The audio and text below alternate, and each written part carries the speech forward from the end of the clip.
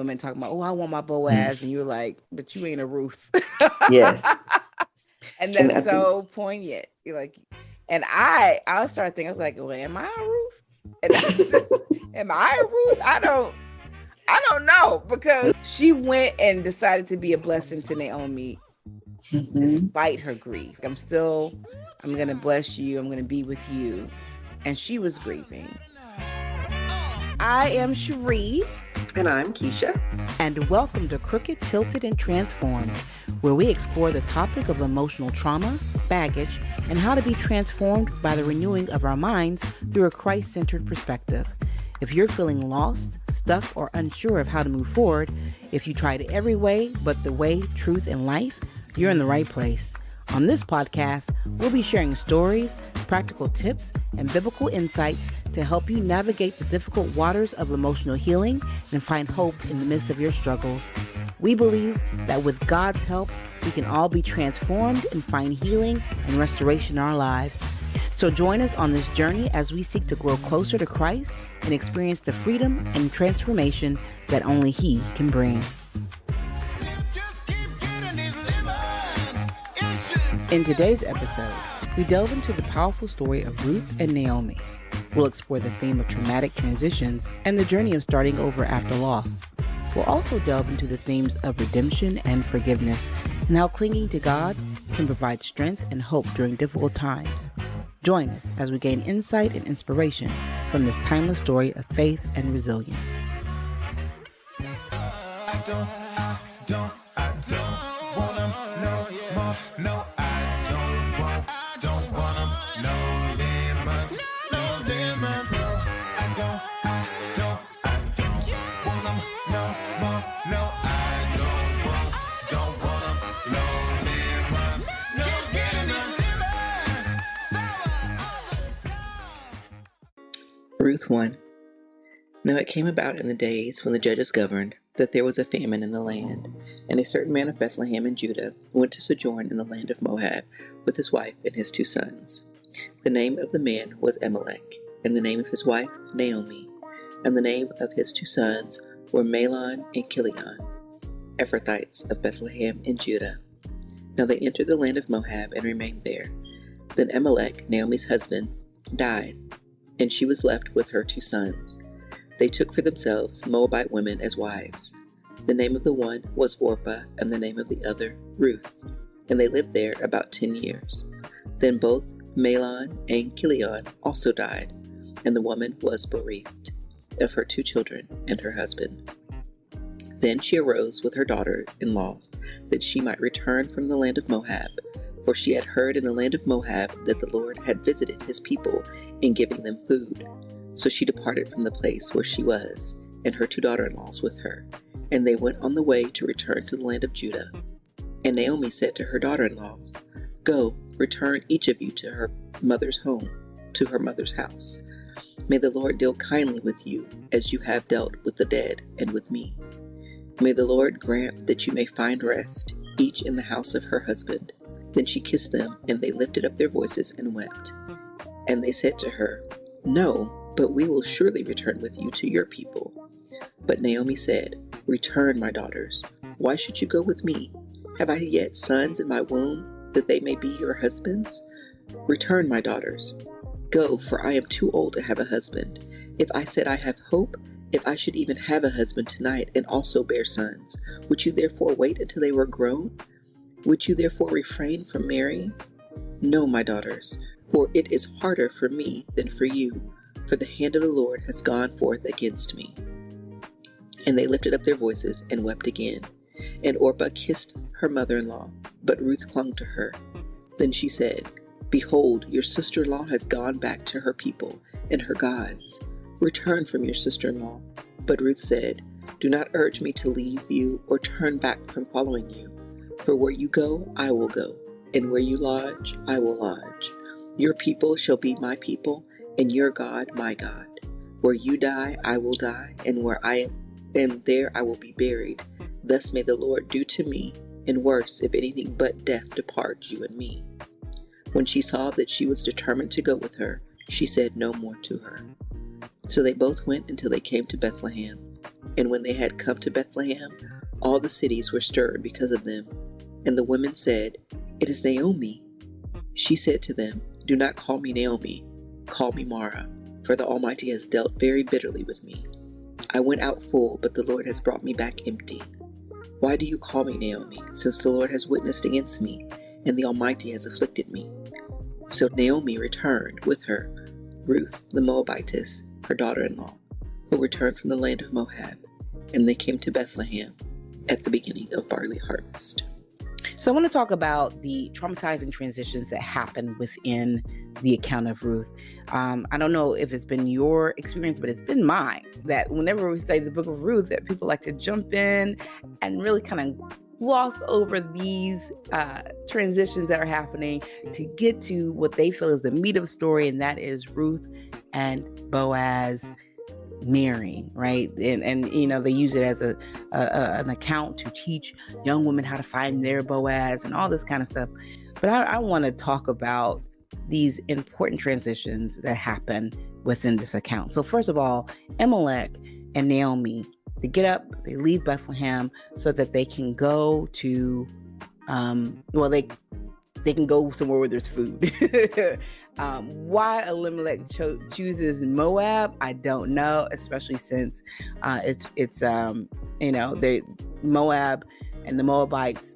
The Moabites have been traditionally enemies of the Israelites. Okay, because if you look at in the book of Numbers, chapter 22, we read about Balaam, who is he's not a false prophet.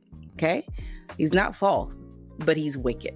Okay, he does hear from God, but he is a wicked prophet that even though he hears from God, he chooses to use it and just be wicked and evil and manipulative with it.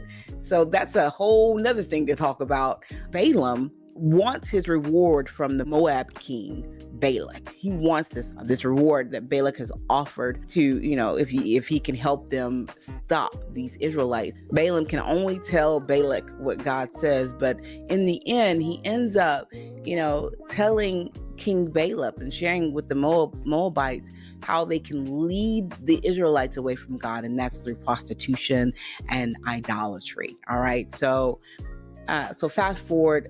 Elimelech is up in Moab with his wife, Naomi, 2 sons, and then after that, he dies. When you lose a spouse, I don't know how long they were married, but they had children, and that can be very, very traumatizing. Then after that, 10 years, they're dwelling in Moab. Naomi doesn't leave, and her sons marry Moab women. And again, that's a very sticky situation that they're in, right? So they marry these Moabites, and then after that, both of Naomi's sons die. Third transition, right? So up and leaving from what you know because of famine to a whole place, a different place to where you're not really known, right? Then second transition, Naomi's husband dies. Third transition, or you could actually say third and fourth transition, her sons die, right? So one after the other, her sons die. Fifth transition, Orpah, one of Naomi's daughter-in-law, leaves, right? And that's because Naomi tells, hey, I don't have anything for you.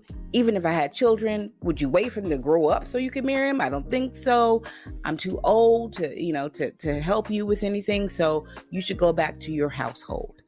And so Orpah does what Naomi requests, but Ruth doesn't and stays. All right. So, uprooting, loss of spouse, loss of 2 sons, right? Those are some serious transitions, and what causes Naomi to call herself Mara. She's gone through tremendous loss through these transitions. What do you think? So I would definitely have to agree with you about transitioning, especially through the many losses.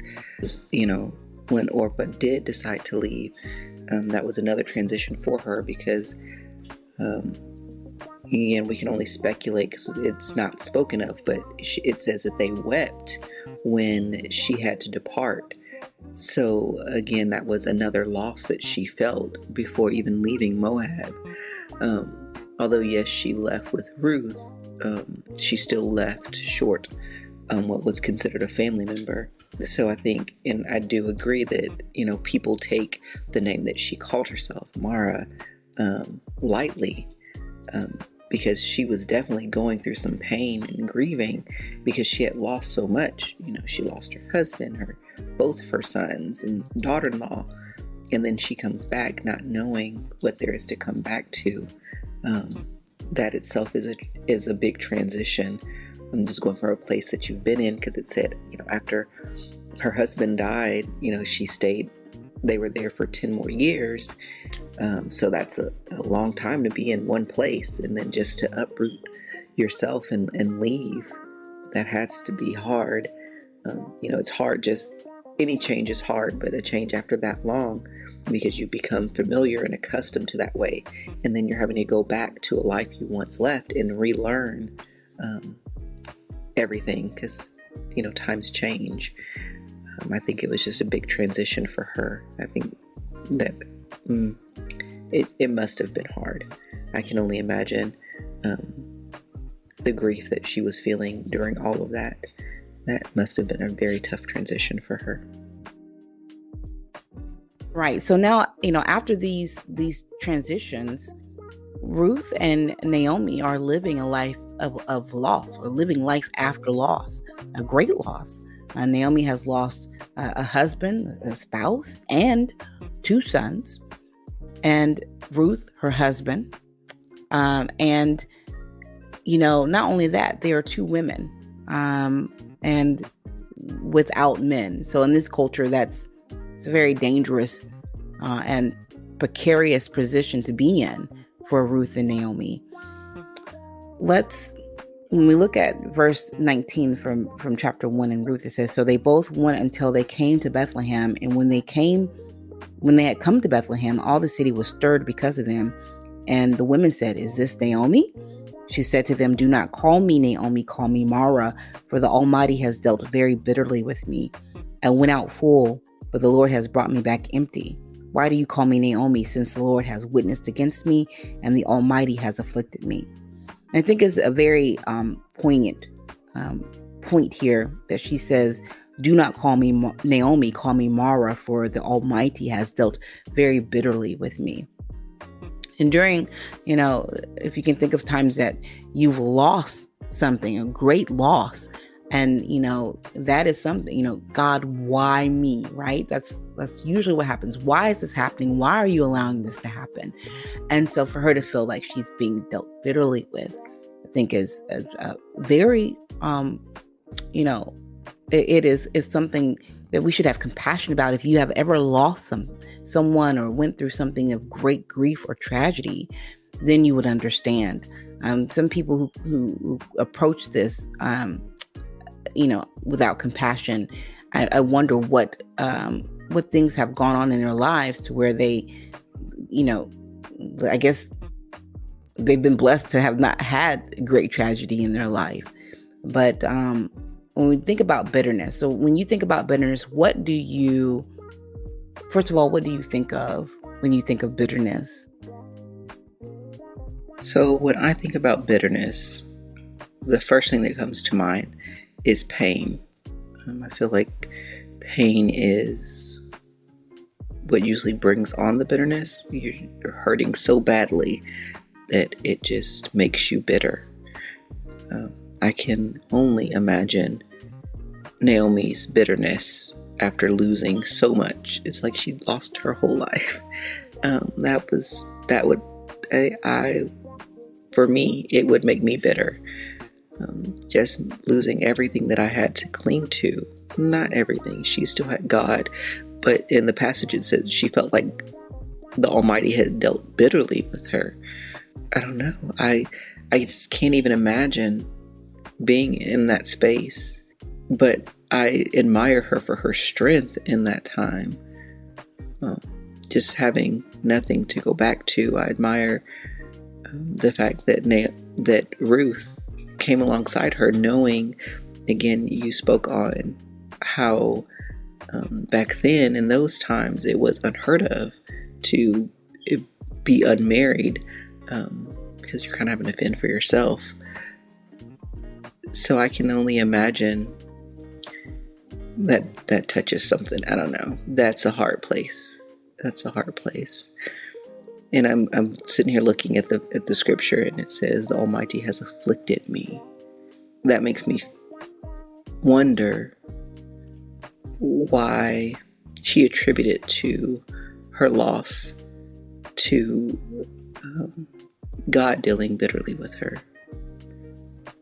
And it just draws a lot of questions for me. Yeah, I think you really need to, look at Naomi's view of God at this point, with such great loss.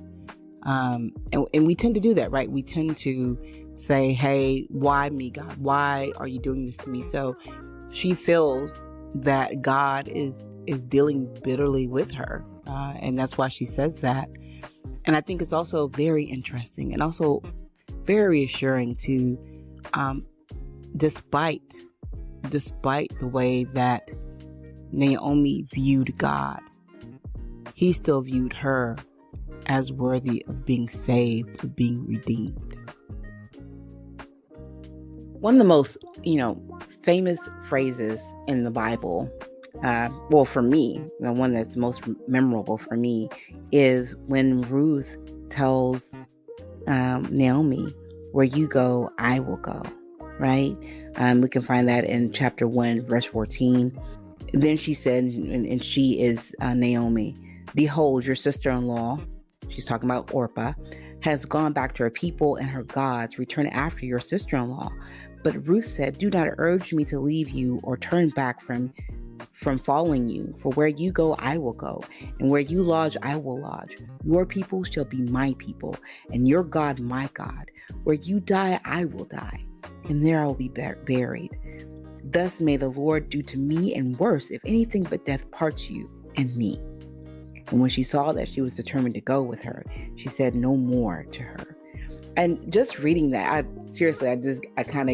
get shivers and I get little tears up in my eyes, because that loyalty, that love that Ruth has toward Naomi is just, having that type of partner in life, right? That partner on a journey when you're about to, especially when you're going through some really dark times in your life. And Naomi was going through some dark times. She's lost her husband. She lost her husband and sons. And now, she's got to figure out, okay, how am I going to survive? And Ruth is there. She's there in it, through the thick of it. And I remember, when both, Jared and I, we've lost 2 sons, and having him on this grief journey with me, and him has been such a blessing. And when I think about the statistics of marriages that break up after children die, to me, it gives, it is a loud sounding alarm of what Satan does in the midst of grief.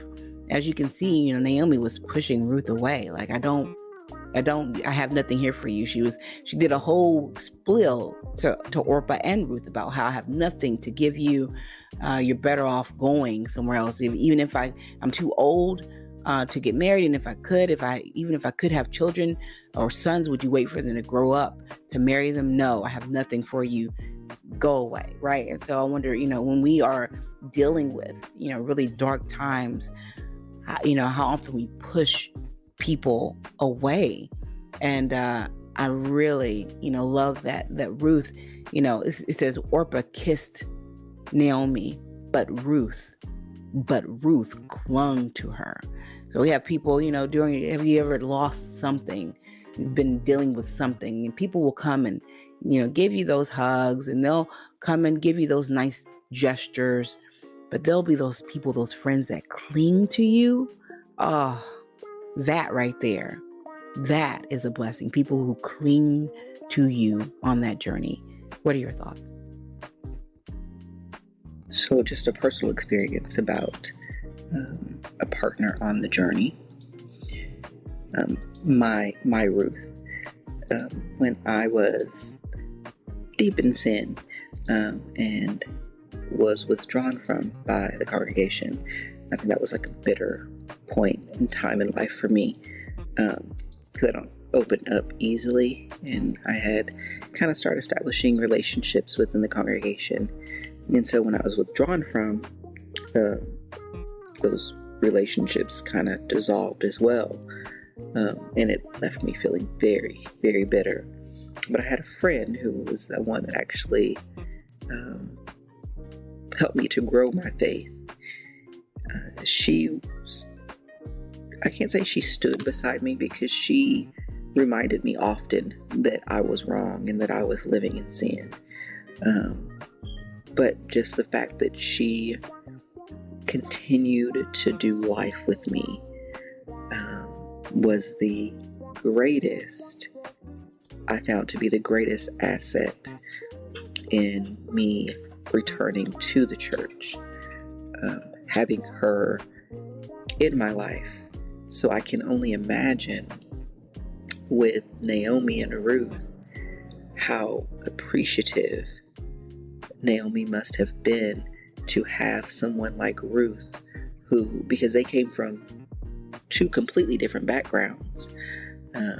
Naomi was from Bethlehem and Ruth was from Moab, where, Bethlehem, they served God and they believed in God, and in Moab, they served idols and worshipped several gods.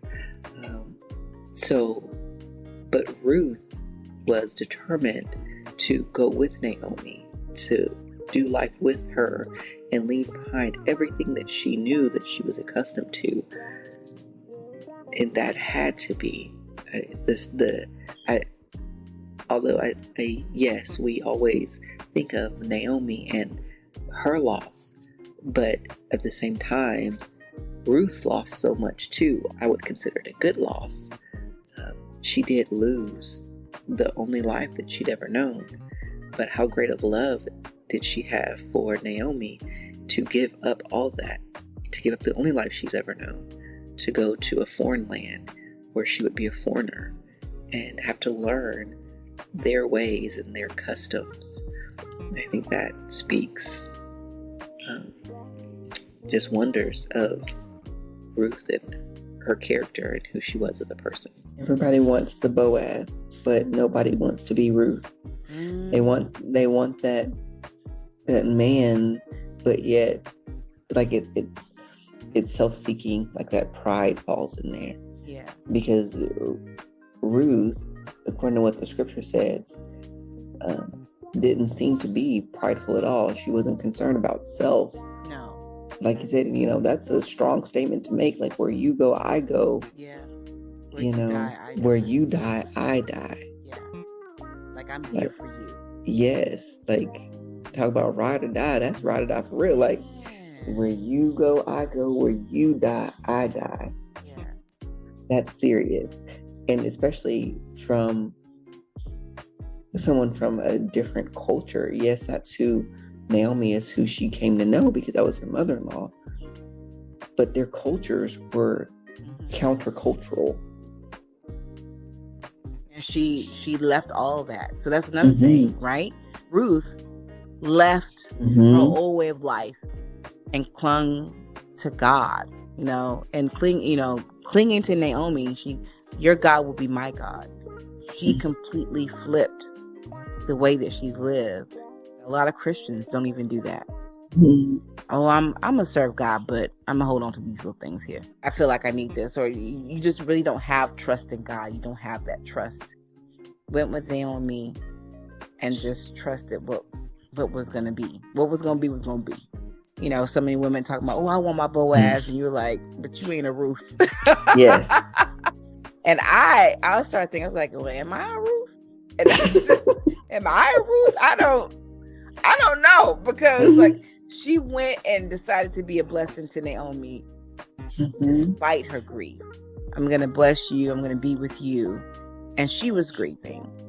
She lost her husband too. Naomi, yes, lost, her two sons on top of losing her husband some years back. All that brings back a flood of emotions. Right when I lost my sons, I was like, let me be a blessing to you. I was like, no, I'm trying to nurse my wound. I'm just trying to make it. Let me wake up today. Let me see if we can do that first. Let me wake up and put some clothes on. Let me see if I can brush my teeth. Let me be presentable to people. Let me see if I can make that happen first. Maybe eat some food. See, but that puts it in such perspective. Like when you say that, it's like, dang, how hard that must have been. Because she's grieving too. Like, how hard it is to just do simple things when you're grieving, because you fall into like this depression and think about how hard it is to just function. And then not only was Ruth functioning or trying to function, but she was also going alongside somebody else. Oh man. Shoot, I can barely take care of myself. I was barely making it. It was just like, let me get up today while there's sunlight outside. Can I do that? Let me, baby. It was not trying to be no blessing to nobody. I was just like, God help me through today. All right, here's another day. Let me see if I can just sit up out of my bed and be good. So when we first started discussion, I was talking about the traumatic transitions that happen within this account, and I was saying I didn't really know why Elimelech chose Moab, but as we do the study and I think about this more, I think about God's providence, His hand in it all from the beginning of it, from the beginning of this account. If you read in Deuteronomy chapter 23, verses 2 through 3, it says, "No one of illegitimate birth may enter the assembly of the Lord. None of his descendants, even to the 10th generation, may enter the assembly of the Lord." Verse 3, "No Ammonite or Moabite may enter the assembly of the Lord. None of their descendants, even to the 10th generation, may enter the assembly of the Lord." But Ruth coming back and Ruth clinging to Naomi, right? Because God knows our hearts. And He knew who Ruth was. And she clung to Naomi, took Naomi's God as her God, and went back. And, the whole marriage of Boaz and Ruth happened. And this was after the 10th generation. Obed was born and then gave birth to Jesse, who gave birth to David.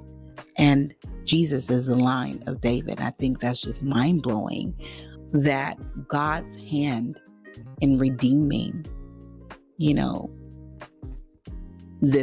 first of all, the tribe of Judah. Boaz was part of the tribe of Judah, and Judah, verse 2 in Deuteronomy gives the line of Judah a problem because of Tamar having to, sleep with her father-in-law to continue the line. So that was illegitimate children there. But so that covers it, changes, and brings forth a way. Again, Jesus comes to the line of Judah, the line of David, and makes sure that all of us can be redeemed. But God's hand in it through it all. I think that's just mind-blowing, and just really demonstrates God's love and His loyalty to us, and making sure that we can be reconciled to Him. So when I read the scripture the first time, I think my first thought was, why didn't Elimelech consult God before going to Moab?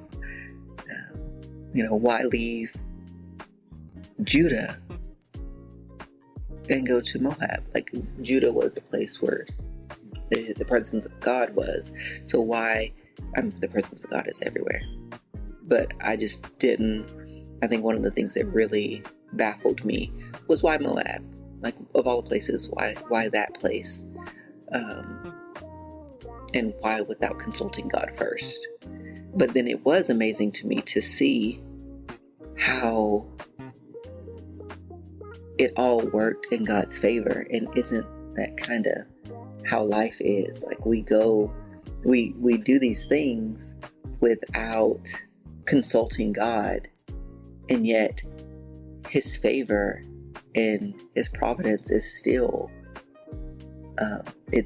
it still comes. But I guess that shouldn't be that all that surprising, considering that he's an omniscient God. Like, he is everywhere and he knows everything, so he knows what we're going to do before we do it. So I think that was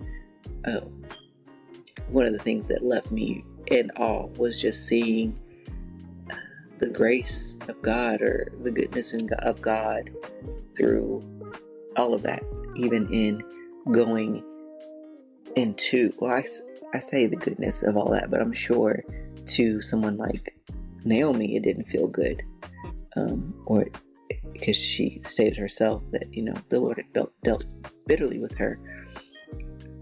But if you look at when you look at the big picture, you can see, like you said, you can see God's hand in it, and you can see his providence coming to pass. It's amazing. Yeah, it really brings to mind for me the verse in Romans chapter 8, verse 28, when it says, "And we know that God causes all things to work together for good to those who love God, to those who are called according to his purpose." Ruth chapter 4, starting at verse 13. So Boaz took Ruth, and she became his wife, and he went into her. And the Lord enabled her to conceive, and she gave birth to a son. Then the woman said to Naomi, "Blessed is the Lord who has not left you without a redeemer today, and may his name become famous in Israel. May he also be to you a restorer of life and a sustainer of your old age. For your daughter-in-law who loves you and is better to you than 7 sons has given birth to him." Then Naomi took the child and laid him in her lap and became his nurse. The neighbor woman gave him a name, saying, "A son has been born to Naomi." So they named him Obed. He is the father of Jesse, the father of David. I want to talk about Naomi and the starting over, right? So she's lost again. Great loss should not be passed over like it's nothing. Oh, this is just a physical world, and, we're spiritual beings and blah, blah, blah. Yeah, but we live on earth right now, and those things are very real and should not be, treated like they are meaningless. So let's read. In Ruth chapter 4, verse 14, it says, "Then the women said to Naomi, 'Blessed is the Lord who has not left you without a redeemer today, and may his name become famous in Israel. May he also be to you a restorer of life and a sustainer of your old age. For your daughter-in-law who loves you and is better to you than 7 sons has given birth to him.'" And they're talking about Obed, the baby. So I think the first thing that came to mind when I thought about them going back to Bethlehem was how long it must have took to get there. Like, it was it just reminded me of like when Abraham had to, or he was going to the mountain to sacrifice Isaac. It was like, how long did he have to think about like life up until that point, And now she's traveling back to Bethlehem without the other people that she left with. I can only imagine what the journey back had to be like. I even looked it up to see how long of a trip it would have taken to get from Moab to Bethlehem, and it would have taken 7 to 10 days on foot. 7 to 10 days is a long time to think about everything that you've lost, and it's a long time to allow that bitterness to build. If you are experiencing bitterness, if you have experienced great loss, great tragedy in your life, and right, you know that you are living a life of bitterness. First you want to acknowledge and validate those feelings. I think a lot of I want to say spiritual abuse is that people, they won't acknowledge the feelings and won't validate them as feelings that they're having for the bitterness, rather than pushing them aside or ignoring them. And that is what Naomi did. Naomi voiced, right? Don't call me Naomi, call me Mara, for God has dealt bitterly, or the Lord has dealt bitterly with me. So she acknowledged and validated that what was going on. And it's important to allow yourself to feel and express your emotion, because that is a healthy and cathartic process for you. So one of the things that really struck me when I was, or not struck me, but one of the things that kind of sparked curiosity as I was reading through Ruth, because it said that she went out to the fields until the end of the barley and the wheat season. It says, so she stayed close by the maids of Boaz, and this is Ruth 2:23. It says, so she stayed close by the maids of Boaz in order to glean until the end of the barley harvest and the wheat harvest, and she lived there with her mother-in-law. And the question came, well, how long is barley and wheat season? Like, how long did she have to do that?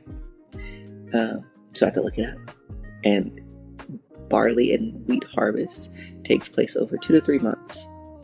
So I'm thinking that's a long time she kind of they lived in poverty for that long, because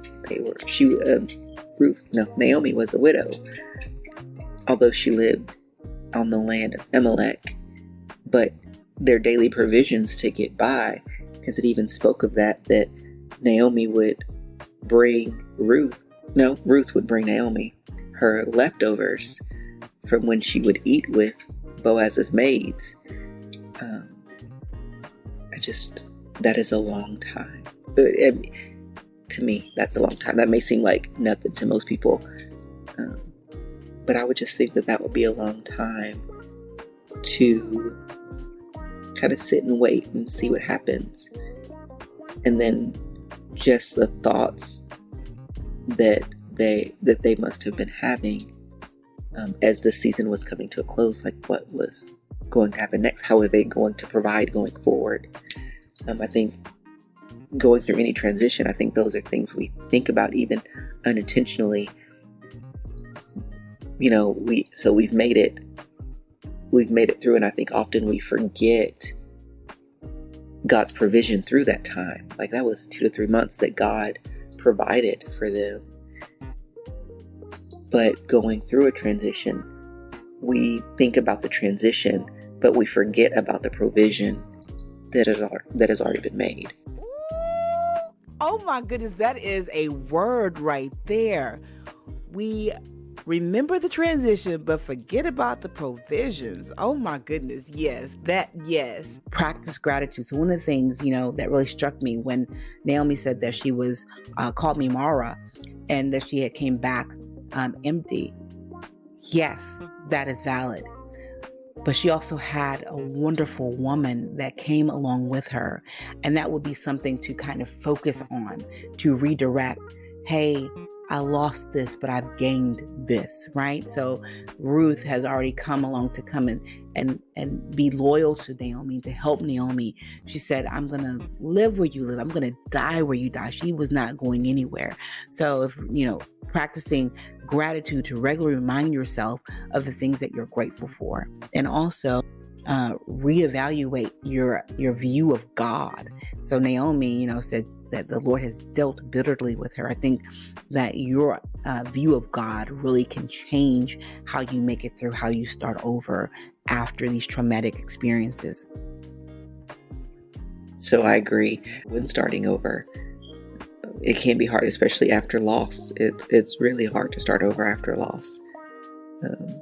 With the constant thoughts, you see people who have what you've lost, and it just takes you back to that place. Yeah, so it's really important that you talk to someone like a trusted friend or family member, a therapist. I believe in Jesus and therapy.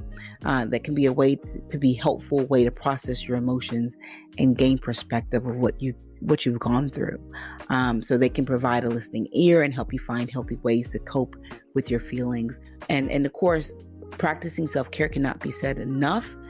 Take some time to care for yourself physically and emotionally. Your emotional well-being can help you cope with negative emotions, such as bitterness. So this, make sure you're getting enough sleep and you're eating well, you're exercising, that you're engaging in activities that bring you happiness and relaxation, right? Personal story that happened recently. As I started a weight loss journey, trying to get healthier, I was talking to a therapist, and I know all the right things to do. I just don't have the willpower to do it. And she corrected me, and she said that it's not about willpower. She said, because it's not you. She said, God says the last fruit of the Spirit that is mentioned is self-control. And she said, I believe that God put self-control last because it's the hardest thing to achieve. It's one of the harder fruits of the Spirit to achieve. And I was so thankful for her in that moment. Something so simple as willpower, me thinking of willpower, because that puts me in control. And I'm not in control of anything. It's God's in control. And through the fruit of the Spirit, He's going to allow His Spirit is going to help me overcome these things. So I definitely agree that it is important to seek a therapist who is grounded in God's Word. And practice forgiveness. So no one likes to talk really about forgiveness. It's a really hard thing to do for a lot of people, but forgiveness does not mean that you're condoning someone's behavior or you're excusing what they did. You are following the commandment of God. God says, if someone comes to you and repents, key phrase, if they come to you and repent, then you forgive. All right. This can be difficult, but it can also be liberating and can help you move past feelings of bitterness. And you also want to seek resolution, right? So this might involve talking things through with the person involved, seeking meditation or counseling, or finding a way to move forward that works for both parties. I think prevention is the best way, right? So again, practice that forgiveness. Always practicing forgiveness as a good prevention of bitterness. Communicating openly and honestly. So if something is bothering you, you really want to try to address it with that person directly, right? Bring it to their attention. Hey, this is what happened. It says that, if someone sins against you, rebuke them, and let them know, hey, this is what happened. And clear communication can help prevent misunderstandings and reduce the likelihood of resentment or anger building up over time.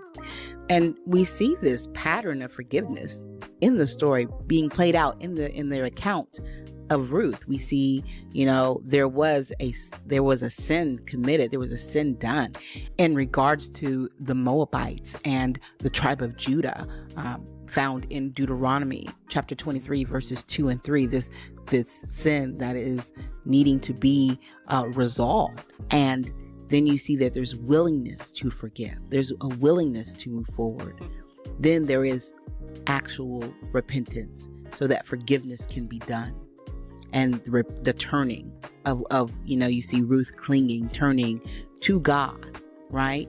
And then there's reconciliation, and not just, Ruth and her spirituality, but it paves the way for so many others to be reconciled as well. So, your transition, it can mean not just, something bigger for you.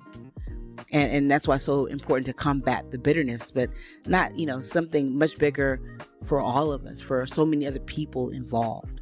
I think people who are following after this, if you hurt me, then I need to leave you alone and we don't need to reconcile.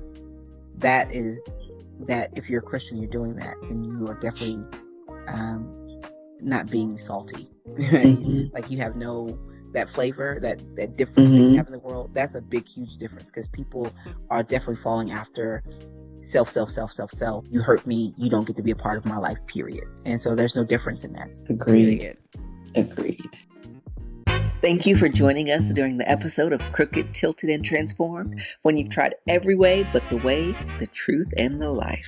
Leave us some comments about what you thought about the podcast. Be nice. Real gentle. Yeah, be nice. Remember, this is a Christian podcast. Are you struggling with emotional baggage or trauma that is holding you back from living a full and healthy life? Then it's time to take action.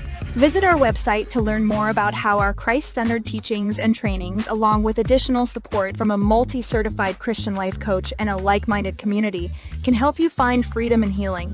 Don't let your past struggles dictate your future any longer. Take the first step towards a brighter tomorrow and visit us now. Click the link to our website for more information. Did you enjoy our show? If so, take a moment to rate and review us on Apple Podcasts, Google Podcasts, Spotify, or your favorite podcast platform. We publish every 2 weeks and look forward to you joining us for our next episode. This podcast was created by Cherie Kamen.